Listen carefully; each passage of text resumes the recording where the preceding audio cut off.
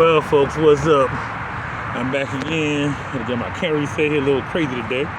But Tuesday after show, episode 9. We excited today. You know I'm excited today. It's trade deadline day. And as much as I want to talk about, well, Pittsburgh traded to get a top-notch, a semi-backup third-string wide receiver.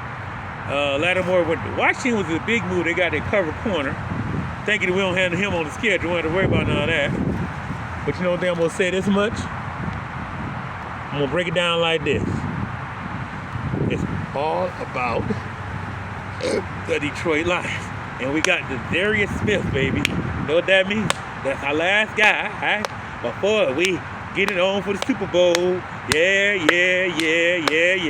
Woo!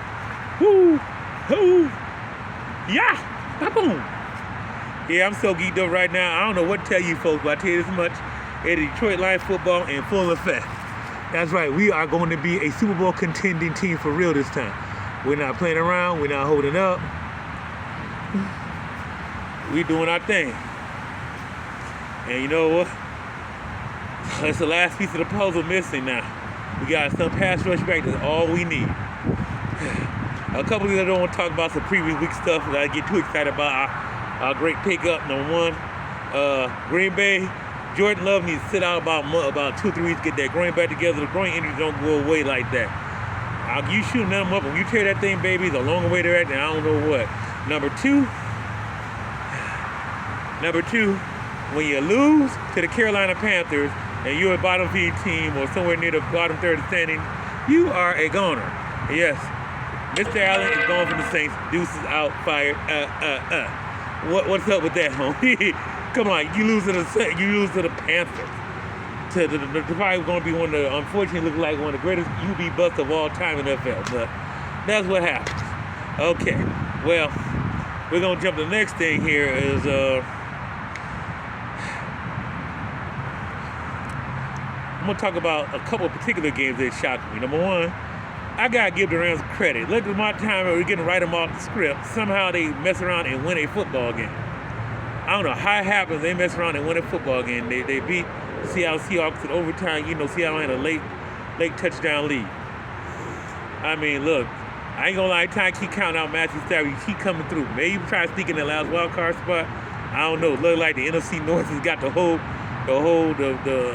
number one seed and the wild card spots all wrapped up at this point. So unless the Rams are about to win the NFC West by default, I don't see how that's gonna happen. But I give them credit.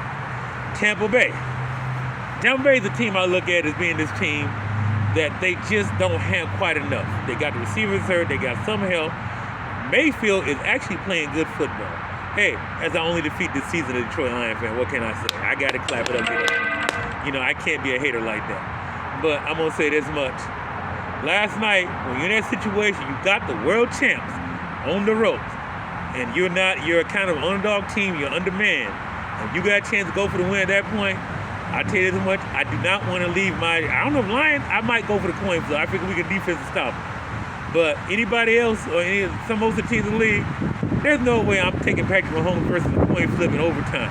No way. We got to go for the two. But again, I got to give Kansas City credit. Seems like every time they don't have quite enough, somehow, some way, miraculously, they pull off a win, some type of great play, something. I'm impressed with the team.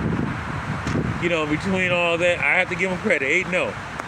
We ain't caught up to them yet. They haven't slipped yet this season. They like they should. They didn't like teeter-totter, but somehow they just figure out how to get it done. It ain't pretty. It looks ugly. It looks terrible at times, but they get it done. I can't hate on that.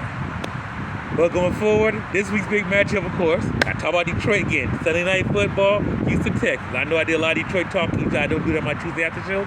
But what are they going to talk about in Kansas City? I mean, we can talk about Atlanta, or we can talk about Baltimore, the pretty much teams that slipped up last year. Everybody's favorite pretty much won for the most part this last weekend. So, no big deal to talk about. You know, when Lattimore going to Washington, that's big though. You got your cover corner. They're going to help them. They might actually make the playoffs with a rookie quarterback. But the Bears trade off a backup running backs. What's up with that? Well, y'all might need all the help you have because Detroit stuffs running games. When we play Thanksgiving Day, we'll turn to a turkey. But folks, I'm done. I had my fun. Also, by the time y'all see this video, there'll still be time to vote. You go vote, go vote. I'm gonna say it once again. If you're gonna vote, go vote. I'm not gonna be sad you do or don't. I understand this year to be someone's turn on. I know my family members ain't gonna hate me talking like that, but I'm just being real with y'all. I voted, but I understand your reason is not to. Well, other than that, happy election day. And actually, my college football blog will be back tomorrow. I gotta do some study on the first playoff poll coming out. So I'll see you later. I love you out there. YouTube, Facebook, Instagram, and I'll probably pop this thing on Twitter at some point. See you later. Bye. Go Lions. We're winning the Super Bowl. Flat out, point blank.